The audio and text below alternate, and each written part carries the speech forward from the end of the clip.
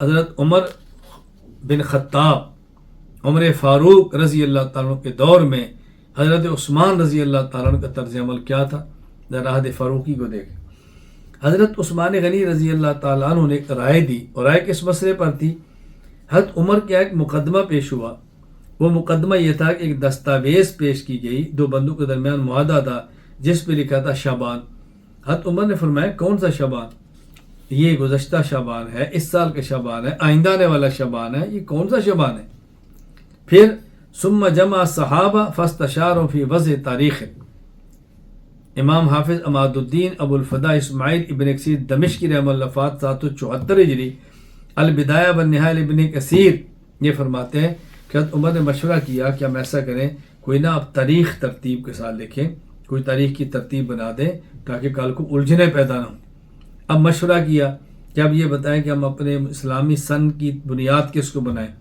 جب رسول اللہ صلی اللہ علیہ وسلم پیدا ہوئے تھے وہاں سے شروع کریں، جب آپ کو نبوت کا آپ نے اعلان فرمایا تب سے شروع کریں، جب آپ نے ہجرت کی ہے تب سے شروع کریں، جب آپ وفات پا کے دنیا سے چلے گئے تب سے کریں۔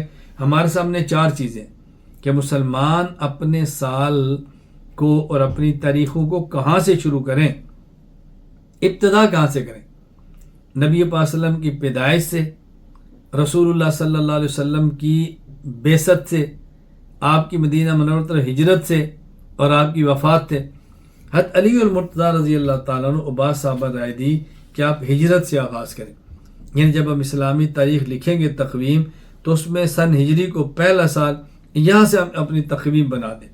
لہٰذا حضرت عمر رضی اللہ تعالیٰ عنہ نے اس بات کو تسلیم فرما لیا اور یہ طے ہو گیا کہ مسلمانوں کے جو سن ہیں وہ ہجری سے شروع ہوں گے۔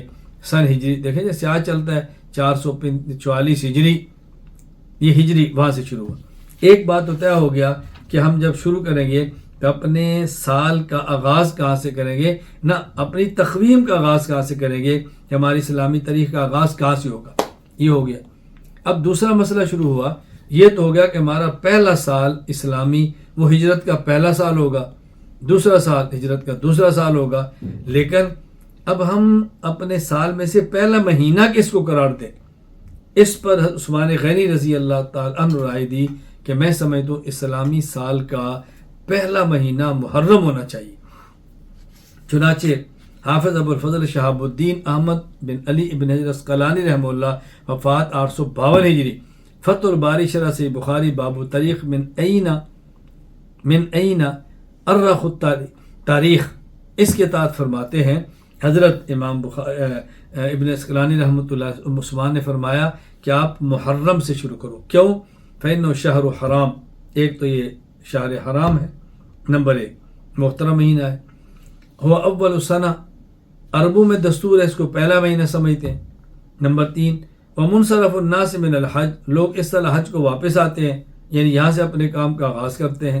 وکان ذالک سنۃ 17 وقیل سنۃ 16 فی ربیع الاول، یعنی جب یہ مشورہ ہوا تو یہ شاید 17 ہجری تھا یا 16 ہجری تھا اور ربیع الاول کا مہینہ تھا۔ خیر، جب مسلمان اسلامی تقویم کا آغاز کیا تو پہلا سال سن ہجری ہو، حضرت علی اور دیگر صحابہ کا مشورہ تھا، حضرت عمر نے قبول فرمایا، اور اسلامی تاریخ کا پہلا مہینہ کون سا ہو؟ یہ محرم ہو۔ یہ حضرت عثمان غنی رضی اللہ عنہ کی رائے تھی جس کو حضرت عمر رضی اللہ تعالیٰ پسند فرمایا اور سب نے اتفاق فرما لیا۔ بیت المال میں ریکارڈ رکھنا، بیت المال کا ریکارڈ بناؤ، یہ حضرت عثمان غنی کی رائے پر شروع ہوا۔ چنانچہ امام احمد بن یحییٰ بن جابر بن داؤد البلازری رحمہ اللہ وفات 279 ہجری، فتوح البلدان البلازری العطا فی خلافت عمر کے اندر فرماتے ہیں کہ حضرت عمر بن خطاب رضی اللہ تعالی عنہ نے مسلمانوں سے مشورہ کیا فی تدوین الدیوان۔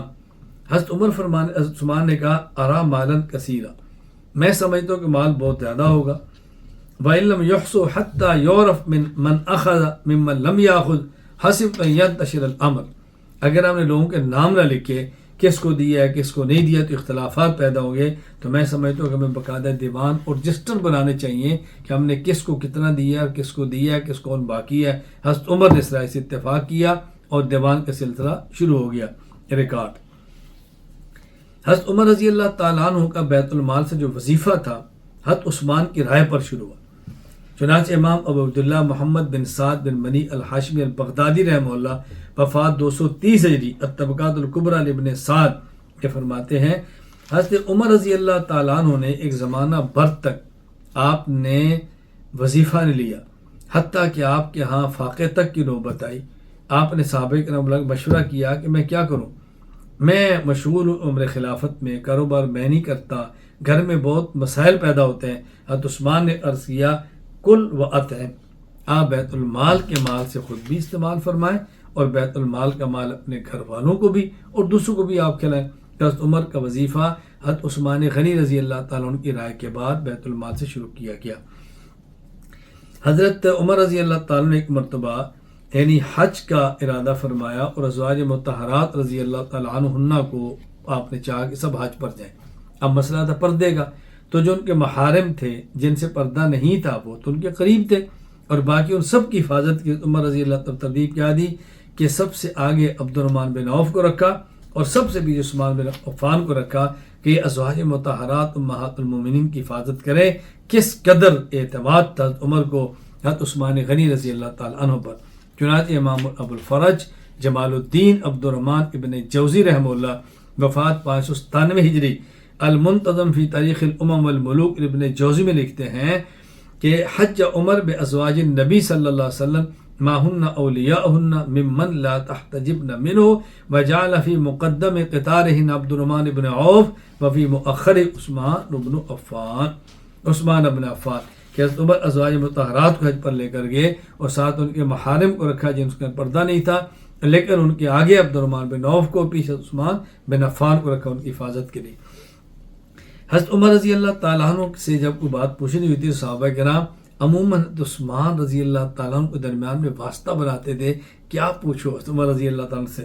حضرت عمر رضی اللہ عنہ کا روب تھا، دبدبہ تھا، ہر بندے کو بات کرنے کی ہمت نہیں تھی۔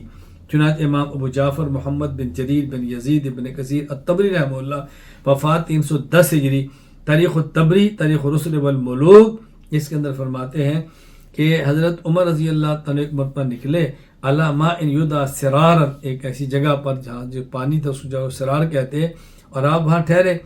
لوگوں کو اندازہ نہیں تھا کہ عمر ٹھہریں گے یہاں یا سفر کو جاری رکھیں گے، رکیں گے یا چلیں گے۔ وَكَانُوا إِذَا أَرَادُوا أَن يَسْأَلُوا عَن شَيْءٍ رَمَوْهُ بِعُثْمَانَ أو بِعبد الرحمن بن عوف، تو جب وہ پوچھنا ہوتا عبد الرحمن بن عوف یا عثمان کہتے ہیں کہ آپ پتہ کرو کہ اب حضرت عمر کیا چاہتے ہیں، یا رکنا چاہتے ہیں جانا چاہتے ہیں۔